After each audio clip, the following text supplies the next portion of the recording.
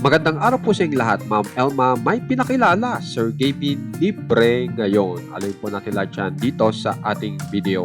Bali, ito pong si Sir Gavin ay gumawa na naman po ng panibagong vlog kung saan ay apat po sila dito po sa isang palaro.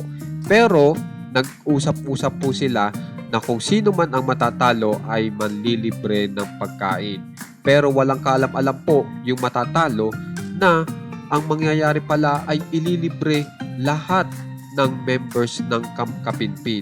Kaya nang matapos po ang vlog ay isa po sa kanila ang natalo syempre, at yan ay walang iba kundi si Kapitan Kelsey, kung saan ay namumblema na dahil umabot po sa 8,000 ang kanyang binayaran sa pagkain, kung saan ay nakalibre ngayon si Sir Gavin.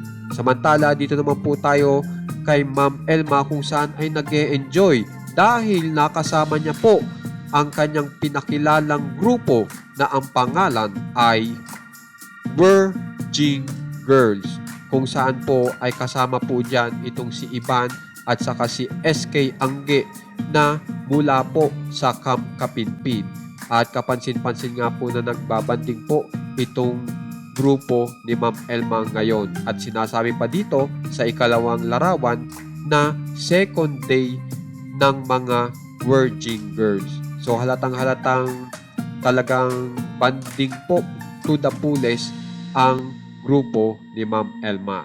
Kaya naman guys, kung gusto nyo pong ma-update sa nangyayari po kina Ma'am Elma at kina Sir Gavin, subscribe na po kayo sa ating channel na One Katawa. Maraming salamat po.